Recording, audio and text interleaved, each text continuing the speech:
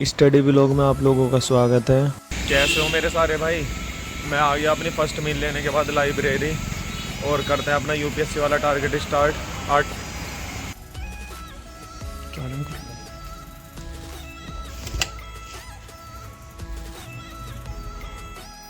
आज इकोनॉमी में शुरुआत की लॉजिस्टिक से। इसका तात्पर्य उन सेवाओं के समूह से है जो किसी देश की सीमा में या सीमा पार वस्तुओं को भौतिक रूप से गतिमान करने के लिए आवश्यक है तथा अच्छे लॉजिस्टिक तंत्र के द्वारा व्यापार की लागत को कम करने के लिए अंतर्राष्ट्रीय स्तर पर प्रतिस्पर्धा को बढ़ाया जा सकता है, जैसे कस्टम क्लियरेंस, आधारभूत संरचना, ट्रैकिंग एंड ट्रैकिंग, सरल अंतर्राष्ट्रीय नॉर्वे परिवहन व्यवस्था, समयबद्ध वस्तुओं की डिलीवरी आदि। के बाद पढ़ा लॉजिस्टिक परफॉर्मेंस इंडेक्स। पढ़ा वैश्विक स्तर पर डिजिटल एवं संधारणीय व्यापार सुगमता सर्वेक्षण के अंतर्गत संयुक्त राष्ट्र के 5 क्षेत्रीय आयोग द्वारा द्विवार्षिक आधार पर विभिन्न देशों में डिजिटल एवं संधारणीय व्यापार सुगमता का आकलन करने के लिए सर्वेक्षण किया जाता है तथा इस सर्वेक्षण के अंतर्गत 58 बिंदुओं के आधार पर विभिन्न देशों को अंक आवंटित किए जाते हैं। के बाद पढ़ा सरकारी निधि खाता। भुगतान शेष का संपूर्ण शेष आरबीआई के सरकारी निधि खाते में दर्शाया जाता है क्योंकि आरबीआई भारत के विदेशी मुद्रा के कोष का संरक्षक है। के बाद लास्ट में पढ़ा विदेशी विनिमय दर। यहाँ हुआ मेरा आज का इकोनॉमी का सेशन कंप्लीट। करते हैं गवर्नेंस शुरू।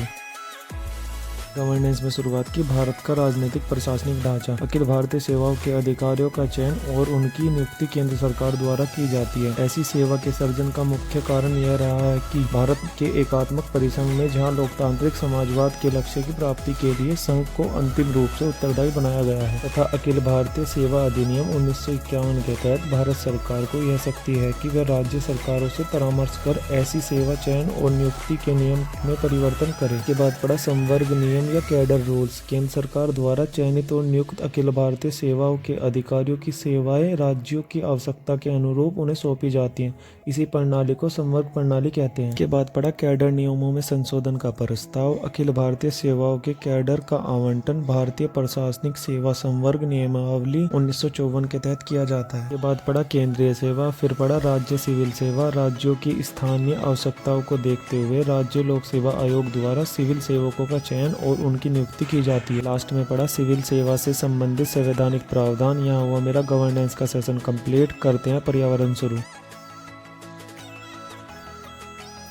पर्यावरण में शुरुआत की पारिस्थितिकी तंत्र से। जीव वैज्ञानिक ओडम ने जैविक और अजैविक घटकों के अंतर संबंधों से निर्मित संरचनात्मक और क्रियात्मक इकाई को जैविक स्पेक्ट्रम की सहायता से स्पष्ट करने का प्रयास किया है। के अनुसार जैविक और अजैविक अंतर संबंधों से 6 प्रकार के तंत्र का विकास होता है। उनमें से एक पारिस्थितिकी तंत्र है तथा पारिस्थितिकी तंत्र के समूह को बायोम कहते हैं। के बाद पढ़ा पारिस्थितिकी तंत्र की संरचना, संगठन और क्रियाशील। नंबर 1 सकल प्राथमिक उत्पादकता। नंबर 2 शुद्ध प्राथमिक उत्पादकता। नंबर 3 द्वितीयक उत्पादकता। इसके बाद पढ़ा पारिस्थितिकी तंत्र की दक्षता। यह 2 भागों में विभाजित है। नंबर 1 जैव संचयन। नंबर 2 जैव संवर्धन। संचयन किसी भी पोषण स्तर पर कार्बनिक पदार्थ के संचयन की प्रक्रिया को जैव संचयन कहते हैं। जैव संवर्धन एक पोषण स्तर से दूसरे पोषण स्तर पर प्रदूषकों का स्थानांतरण के साथ मात्रा में होने वाली वृद्धि को जैव संवर्धन कहते हैं। के बाद पढ़ा कर्मक के बारे में। जीवीय अनुकर्मण पारिस्थितिकी तंत्र के विकास से संबंधित एक ऐसी अनुकर्मणीय प्रक्रिया है जिसके अंतर्गत भाग लेने वाले जैविक समुदाय को कर्मक कहते हैं। यहाँ हुआ मेरा पर्यावरण का सेशन कंप्लीट। करते हैं करंट अफेयर शुरू।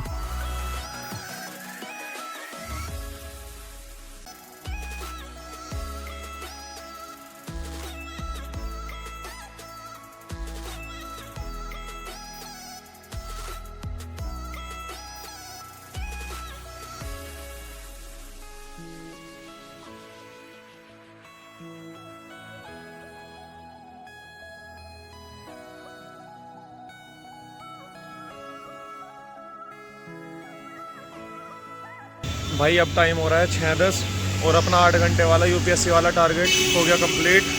अब चलते हैं घर भाई। मिलते हैं भाई नेक्स्ट व्लॉग में।